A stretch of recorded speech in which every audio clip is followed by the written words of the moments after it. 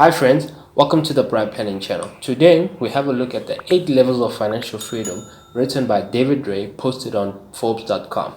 I feel this is fitting information to be aware of going into the new year so that people can understand where they are in terms of their financial freedom level and the correlation with their current situation.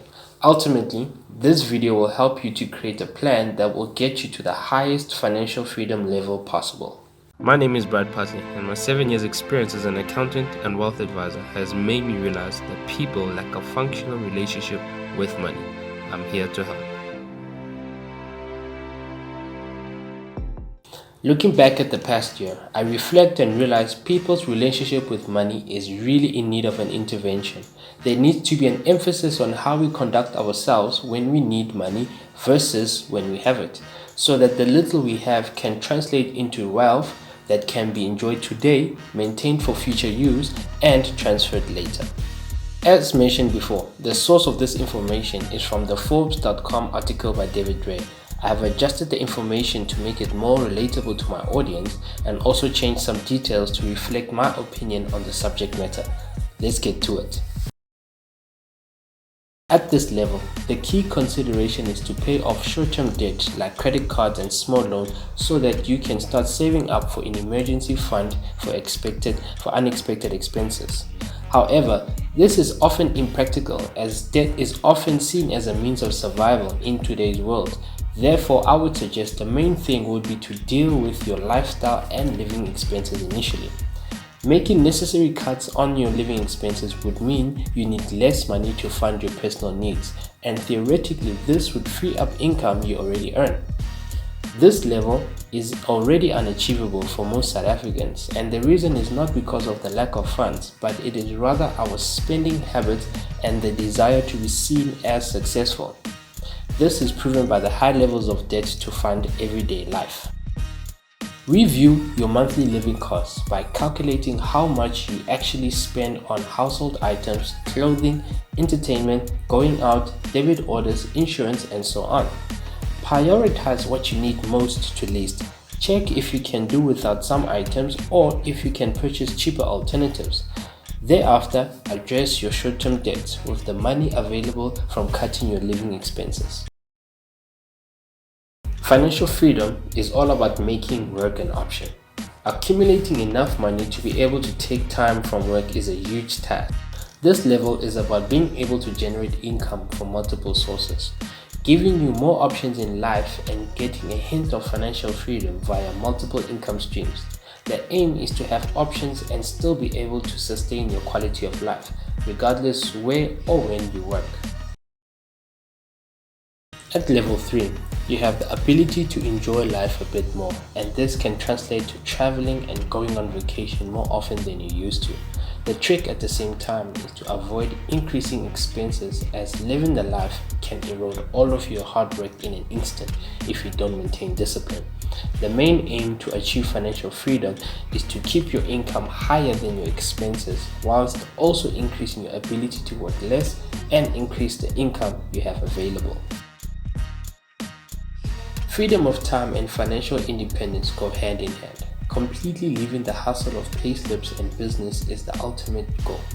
However, you should note that this level is open to interpretation. To put this in perspective, business owners, rather than individuals with high-paying salaries, will more likely achieve this level. For example, a highly paid individual must have great qualification and education to earn a high salary income. For them to continue earning that salary, they would need to work and therefore use their time to earn that income. But with a successful business owner, they would need to develop an organization with a sound succession plan to create a way for certain employees to be developed in such a way to be competent enough for the business owner to be able to leave the day-to-day operations and the majority of the executive work to his employees.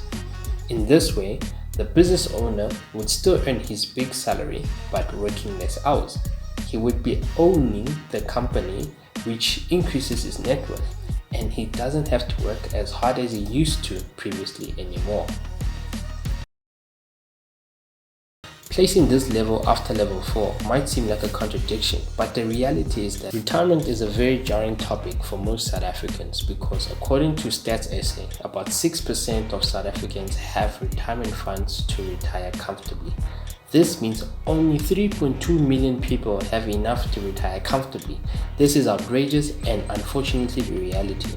Traditionally, to retire is to downsize from the age of 60 and then live out the rest of your life up until you die. However, today retirement is open to interpretation and more people consider to retire early. Officially, retirement age is from 55 years old. However, due to the quality of life getting better, more people can actually work for longer up until 70 years and more. Take into consideration the late Dr. Richard Maponya, who was still working at the age of 99 years. What a remarkable man. May his soul rest in peace. With the sharp rise in cost of living, a basic retirement is when you draw an income that at least will cover your living costs for the rest of your life. For example, if you earn an income of 50,000 per month today, this equates to 600,000 per year. Your cost of living of 50%, which equates to 250,000 per year. Assuming you retire at 70 and live until 100 years old, you would need at least 250,000 for the next 30 years to fund your living costs. Disregarding inflation, this would amount to 7.5 million, which you would need at the age of 70 to enjoy a basic retirement. Taking inflation into account, at 6% per annum, the retirement need shoots up to just over 19.7 million. The difference between the two calculations shows the painful impact of cost of living. To the garden. That's cute. Thanos has a retirement plan. This level is an extension of the previous, where we move from basic retirement to proper retirement. When you get a retirement plan done, it can help to address your needs and desires.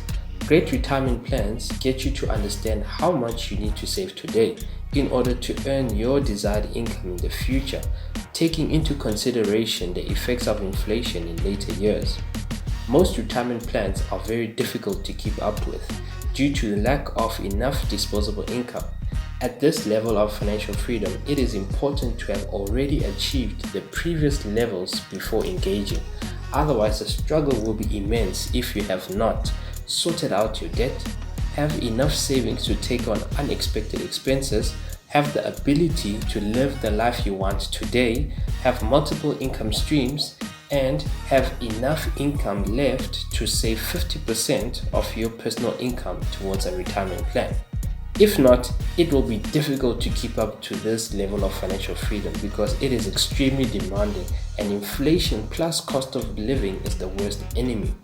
Which takes me back to the best retirement plan is to have a well-built business that can generate great income without your presence.